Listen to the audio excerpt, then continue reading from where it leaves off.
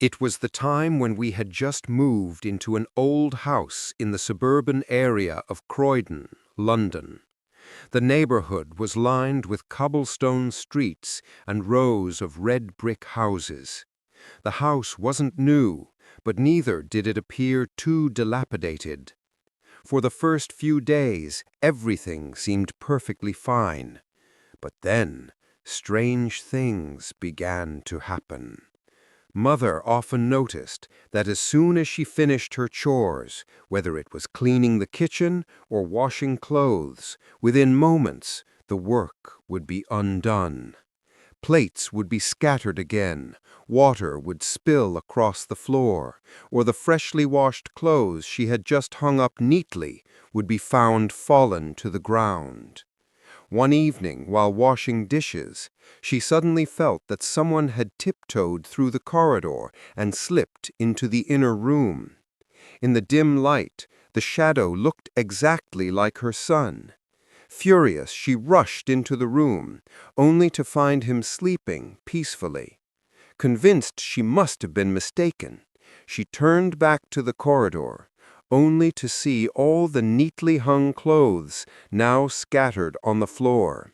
Some were smeared with mud, some drenched in damp soil.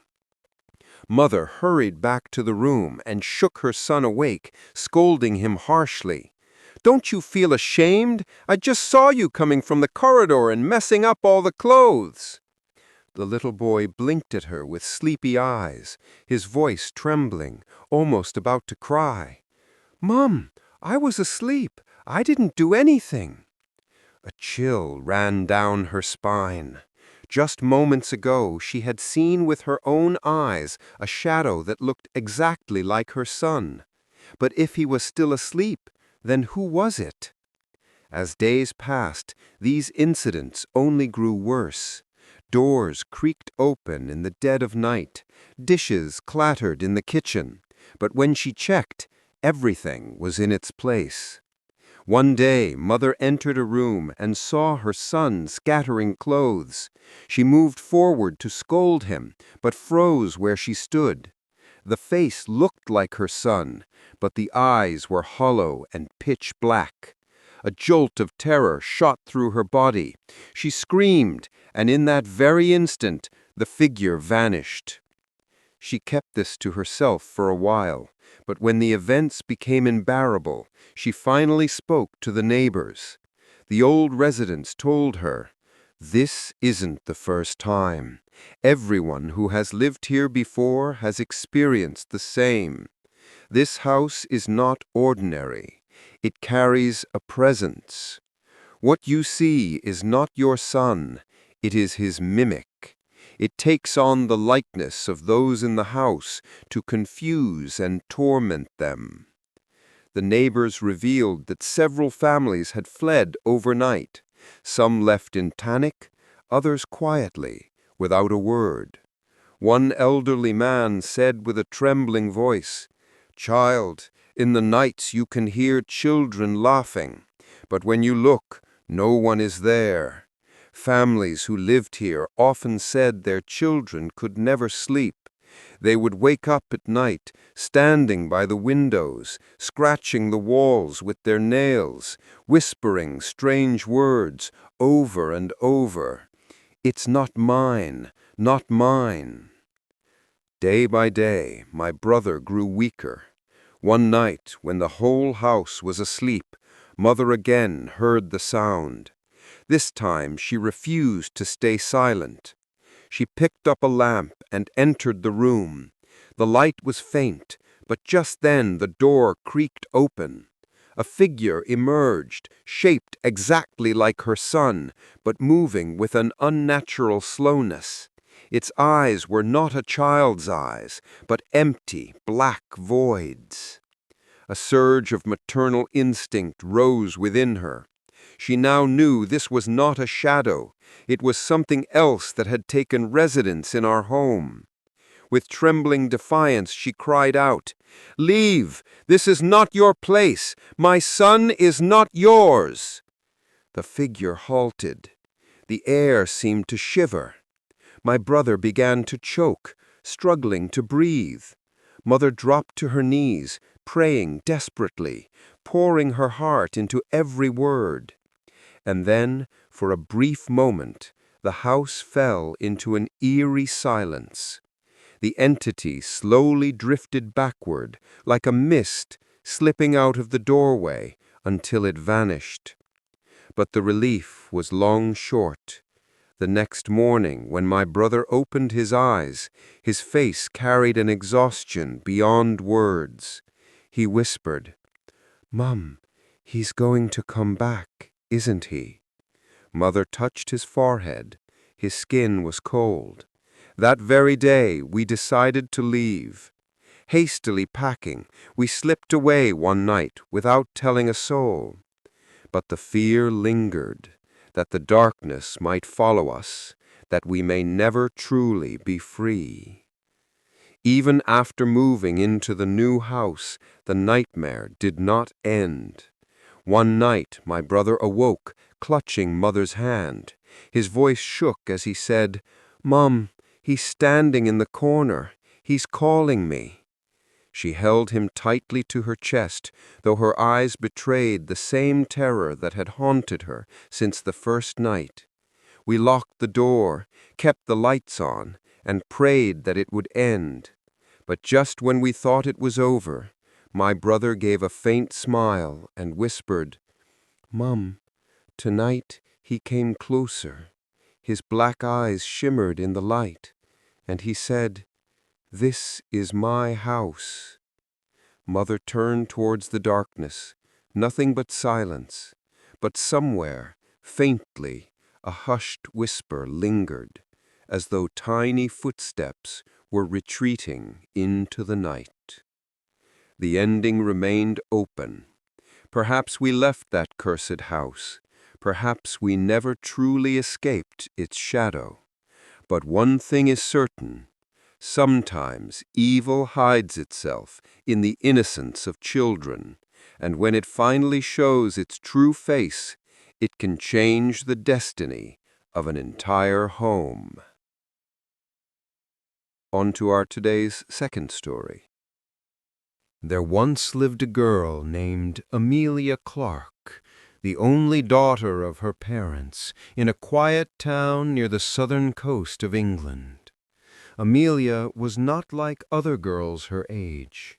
She was quiet, deeply sensitive, and spent most of her time at home.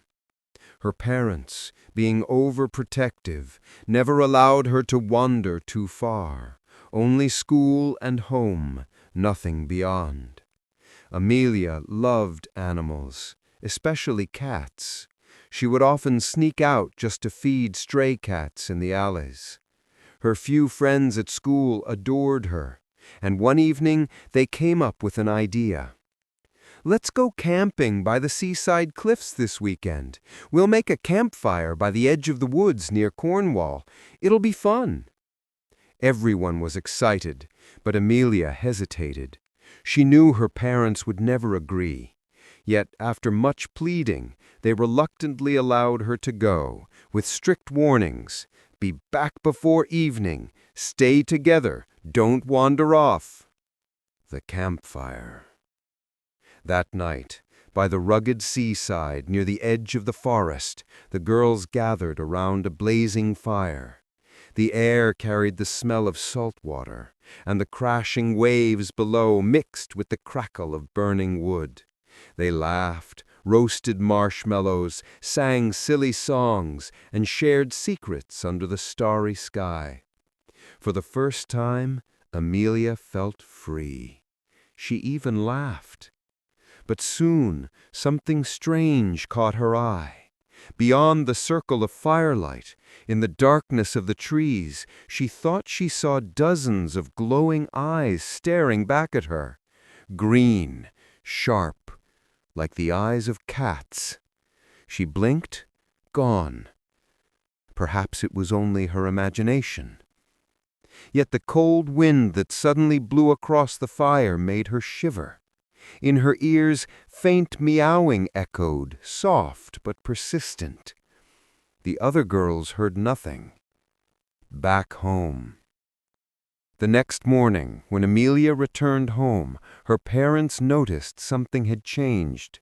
She no longer smiled, no longer talked. She went straight into her room. At night, a scream echoed from upstairs.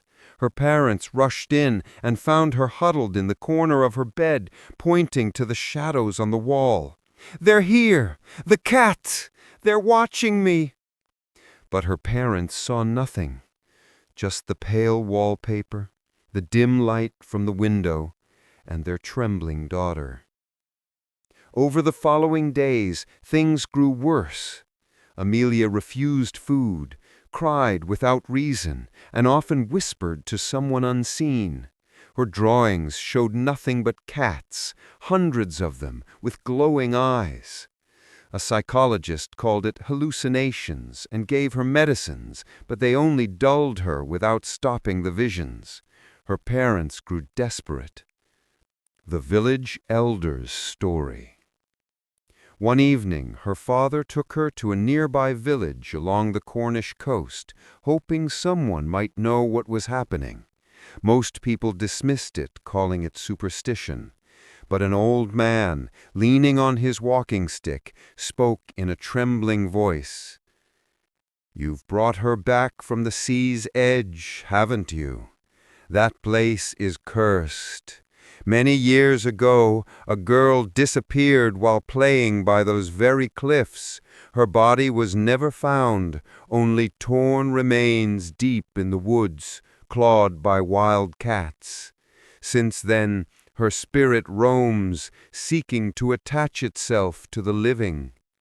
Amelia's mother's face drained of color. "Are you saying our daughter has been marked?" The old man sighed, lowering his gaze. "Once the shadow takes hold, there is no cure. Doctors cannot help. It is a hunger, and it will consume her." The discovery. Days later, Amelia vanished. At first, everyone thought she had gone too close to the sea and drowned. They searched the shoreline, expecting the tide to return her body, but no body came. Then the search moved into the woods. Hours later, beneath a thick bramble, they found her. Her body was unrecognizable. Clothes torn to shreds, skin mauled by claws, pieces missing from her arms.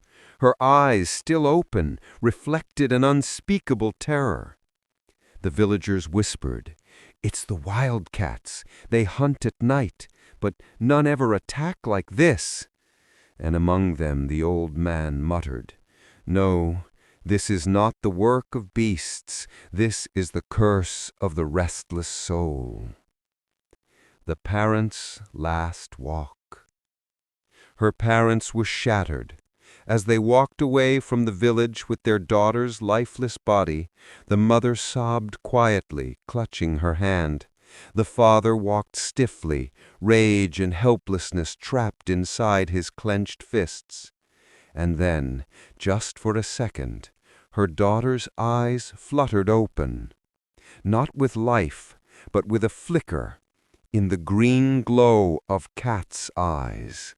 The parents froze, their grief twisting into horror. And in that silence, from the woods, came the faint sound of meowing, dozens of them, surrounding, watching, waiting.